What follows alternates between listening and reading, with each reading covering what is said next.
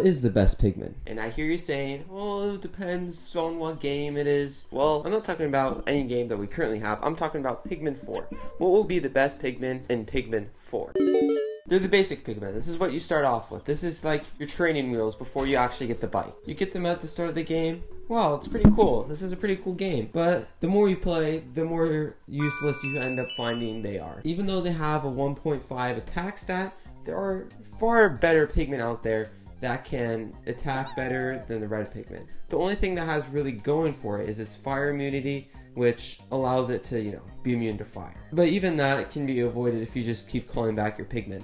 Will they be in Pikmin 4? Well, I mean, according to this picture, they are. I mean, like, they're the Zelda of the Zelda franchise. They're the Pikachu of Pokemon. You have to have the red Pikmin, because without it, it's not really Pikmin. But what is their rank? Well, I rank them number 8th out of all the Pikmin that we know so far.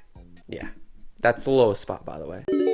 Yellow Pikmin is where it starts to get interesting. Not only can these guys be thrown super high, but they also have the ability to hold bomb rocks, or at least in this second game. I mean, throughout the series, Yellow Pikmin have kind of been a test dummy, but nonetheless, they're pretty interesting. And Pikmin 3, they're immune to electric attacks, which for some reason really should have been a given for the previous games, but who really cares? These guys are really good at dealing with those like long leg spider guys. I forget the name right now, but they're really pesky and wipe out your team in like 2 seconds. And without the Yellow Pikmin, you can't really throw them directly at them, except if they're the hairy ones. And these guys, tough luck, bud. They'll definitely be in Pikmin 4 because, okay, I don't want to keep showing you this, but like you see this, right? And I definitely would have put them in my top 3 with how many abilities they've gotten over the past. So I'm gonna give it number 3.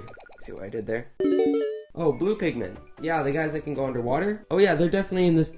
I've showed you this image enough. Blue Pikmin are really good at going underwater, which is the only thing they can do. I personally liked it when they were lifeguards in Pikmin 2 because I thought it was funny.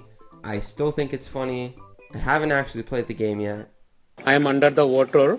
Please help me. But with the introduction of deep waters in Pikmin 3, they became a lot more useful than they were in the past.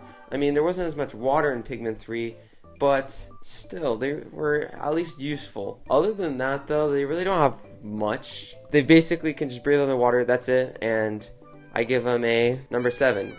Not because I hate them, just because they only got one thing going for them. This is probably one of the most broken types of Pikmin, except we don't want to bring up that mess yet. With these guys having the power of 10 Pikmin in one, with carrying and damage, it automatically put them to the top of the tier list. But with Pikmin 3, things went downhill. Their attack was absolutely destroyed. They still can remain their stunning ability, but I don't know if it's just me in my experience, but if I throw it at like a dwarf Bulbmin, which before they would absolutely destroy. They literally will die because they ground pound and they miss and they're inaccurate, but nonetheless they're not completely useless. You can still use them to carry giant things like apples, oranges, pears, grapes. But overall, I rate them like a 5. I mean, I give them a 5. White Pikmin are small but mighty. They're really good with carrying like all this gold that I have. These guys are fast. They're poison damage, which really wasn't utilized in Pikmin 3, but we don't really talk about that. They could spot treasure, which is a cool feature. I think personally it would be cooler if they gave that to specific other Pikmin. One cool thing I like about the white Pikmin is since if they get eaten or die, they actually inflict damage on the enemy, which is it's good, but it's not really utilized as a tool for say. I mean, like, you don't want to be losing a bunch of Pikmin. That's not a good strategy. This got nerfed in Pikmin 3, but overall, they're a pretty solid Pikmin. I'm going to give them a 6. They got 3 things going for them.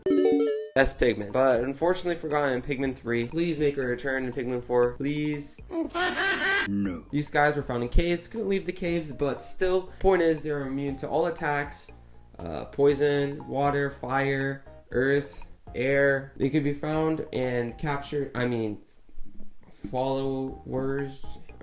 Once you killed their parent, and then you can obtain these guys. Like I said previously, you can't take them out. I think they'd be perfect if like could only have a max of 25 on the team or something like that. Just make it balanced. But I mean, like, look at this design. We want this. I want this back at least. I don't know about you, but I want this back. But I mean, since they're immune to every single attack and element, I give them the #1 spot on this list. Here's a list. This isn't even a correct list. What are you doing, editor? This is. Wait, I'm the editor, so I really messed this one up, didn't I?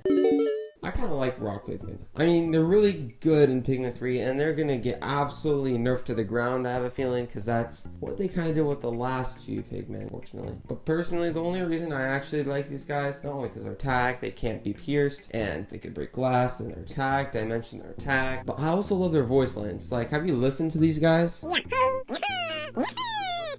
Okay, that's enough listening. These guys will hopefully make a return. I don't know if in the main storyline, but still, I rank them #4 on this list. Here's the updated list.